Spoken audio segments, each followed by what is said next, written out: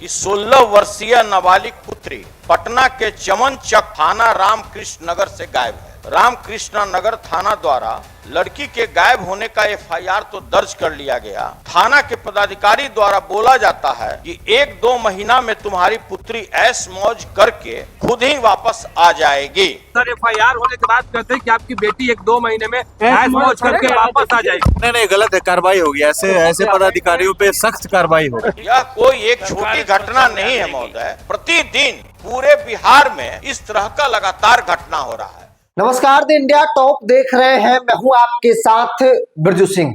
महिलाओं से जुड़े क्राइम को लेकर पुलिस की लापरवाही न सिर्फ बिहार पुलिस को कटघरे में खड़ा करती है, बिहार पुलिस के लिए संकट बन जाती, बल्कि पूरी सरकार और प्रशासन की फजीहत होती है। और इसको लेकर कई सारे उदाहरण भी देखने को मिले हैं। पटना नीट छात्राकांड में क्या हुआ? स्थानीय पुलिस ने शुरुआती दौर में खूब लापरवाही बरती, इस पूरे मामले को बहुत सीरियसली नहीं ली। नतीजा आपके सामने है। पुलिस प्रशासन की खूब फजीहत आज के तारीख में हो रही है। अब एक और मामला आया है राजधानी पटना में। 26/1/2026 को एक 16 साल की लड़की, नाबालिग लड़की गायब हो जाती है। चमन चौक जो रामकृष्ण नगर थाने के अंतर्गत आता है। काफी जद्दोजहद के बाद परिजन जो है वो एफआईआर दर्ज कराते हैं। शुरुआती दौर में पुलिस एफआईआर दर्ज नहीं करती है। कई लोगों के हस्तक्षेप के बाद पुलिस ने एफआईआर तो दर्ज कर लिया, लेकिन उसके बाद परिजन को जो रामकृष्ण नगर थाने के जो पदाधिकारी है वो कहते हैं कि अरे 1-2 महीने में तुम्हारी बेटी ऐश मौज करके वापस आ जाएगी, टेंशन मत लो। अब जरा सोचिए किस प्रकार की लापरवाही और किस तरीके की बेशर्मी इन पुलिस वालों में है। यह मामला बिहार विधान परिषद में आरजेडी के एमएलसी सुनील कुमार सिंह ने उठाया। क्योंकि आमतौर पे लोग इसे बहुत सीरियस नहीं लेते हैं। लड़की अगर गायब हो गई तो लोग मान लेते हैं कि किसी के साथ अफेयर होगा और वो चली गई होगी अपने मर्जी से। लेकिन कई दफा ऐसा होता है कि लोग इन सब चीजों में फंस जाते हैं और वो किसी न किसी चीजों के ट्रैप में आ जाती है, गलत रास्ते पर चली जाती है, या फिर गलत लोग उसे फंसाकर यहां से लेकर चले जाते हैं, मानव तस्कर का शिकार भी हो जाती है। विधान परिषद के अंदर सुनील कुमार सिंह ने सरकार के संज्ञान में मामला लाया और आज डीजीपी का भी बयान आ गया है। पहले सुनील कुमार सिंह का वो बयान सुनिए, वो भाषण सुनिए, सदन में वो क्या कह रहे हैं, पूरे मामले की जानकारी दे रहे हैं। जिसके बाद डीजीपी ने भी रिएक्शन दिया है और कहा कि वैसे पुलिस कर्मियों पर कार्रवाई किया जाएगा, निश्चित तौर पर कार्रवाई होगी। सुनिए क्या कुछ कह रहे हैं।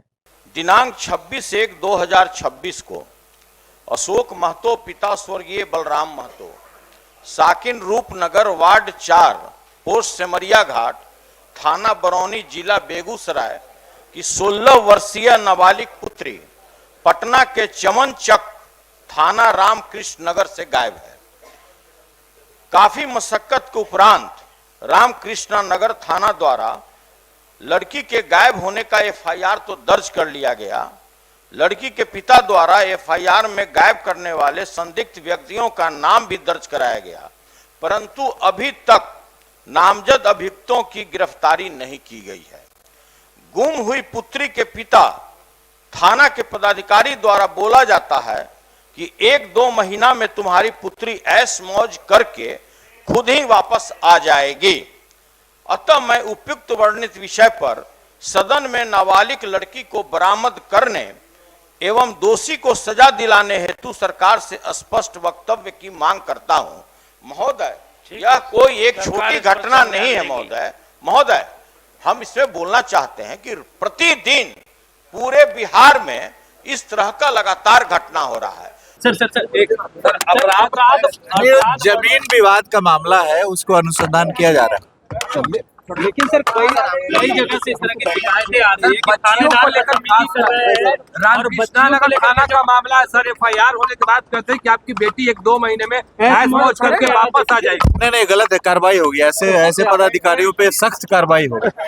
Thank you. तो आपने सुना डॉक्टर सुनील कुमार सिंह आरजेडी के एमएलसी है, जिन्होंने इस पूरे मामले को सदन के पटल पर रखा और कहा कि हुजूर ये मामूली मामला नहीं है, इसे गंभीरता से ली जानी चाहिए।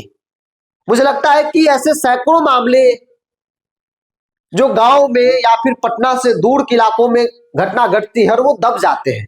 लोग प्रतिष्ठा, लोग सोच लेते हैं कि हो सकता है किसी के साथ वो लड़की चली गई होगी, किसी के साथ अफेयर होगा, और इन सब मामलों में ये चीजें दब जाती है। 10 में से 5-7 लड़कियां जो मानव तस्कर के शिकार होती है या फिर कोई व्यक्ति सुनियोजित तरीके से उसे यहां से अपनी ट्रैप में फंसा कर ले आता है और अपने मन मुताबिक चीजों को करता है, तो उसका शिकार हो जाती है। और इसमें सबसे बड़ा रोल पुलिस का है। पुलिस इस पूरे मामले को बहुत सीरियसली नहीं लेती है। यह बिहार पुलिस की सबसे बड़ी कमजोरी है। महिलाओं से जुड़े क्राइम को बिहार पुलिस सीरियसली नहीं लेती है। पटना नीट छात्रा सबसे बड़ा उदाहरण है। आज की तारीख में वही मामला सरकार और पुलिस के लिए एक बड़ा संकट बन गया है। अगर शुरुआती दौर में पुलिस, चित्रगुप्त नगर पुलिस जो है वो मामले की सही तरीके से जांच करती, गंभीरता से लेती, तो शायद ये मामला इतना बड़ा नहीं होता जितना विकराल रूप धर लिया है। पुलिस की लापरवाही के बाद जो केस है वो उलझते चला गया और आज की तारीख में इतना उलझ गया है कि पुलिस उसे सुलझाने में सक्षम नहीं है। सीबीआई को मामला जो है वो दे दिया गया है और अमूमन यही होता है। सोचिए, राजधानी पटना की पुलिस जब इस तरीके से लापरवाही बरतेगी तो फिर बाकी जिलों की पुलिस से क्या उम्मीद किया जाए। राजधानी पटना जहां पर पूरी सरकार, पूरा पुलिस मुख्यालय है, जहां डर होता है, जहां मीडिया का कैमरा है चप्पे चप्पे पर कि भाई अगर कुछ गलत करेंगे, कैप्चर हुआ, फिर मामला बिगड़ जाएगा। राजधानी पटना में इस तरीके से पुलिस वाले की हरकत है, इस तरीके की बेशर्मी है कि जिसकी बेटी गायब हो गई उसके परिजन के साथ पुलिस वाले इस तरीके से बिहेव करते हैं और कहते हैं कि जाओ 1-2 महीने में ऐश मौज करके तुम्हारी बेटी चली आएगी। ये पुलिस वाले होते कौन है? किसी कैरेक्टर पर सवाल उठाने वाले। अपना तो काम तो होता नहीं है तो दूसरे पर लांछन लगा रहे हैं। ऐसे पुलिसकर्मियों पर निश्चित तौर पर कार्रवाई होनी चाहिए। हालांकि डीजीपी विनय कुमार ने कहा है कि ऐसे पुलिसकर्मियों पर, पदाधिकारियों पर कार्रवाई होगा। देखना होगा कि मामला सदन के पटल पर सुनील कुमार सिंह रखा, डीजीपी का बयान भी आ गया है। रामकृष्णा नगर थाने के उस अधिकारी जिसने इस तरीके की बेशर्मी दिखाई है उस पर कार्रवाई होती है या फिर नहीं होती है। बहरहाल आप क्या मानते हैं, विराय को कमेंट्स बॉक्स में लिखिए। इस पूरी रिपोर्ट में इतना ही। बहुत बहुत धन्यवाद।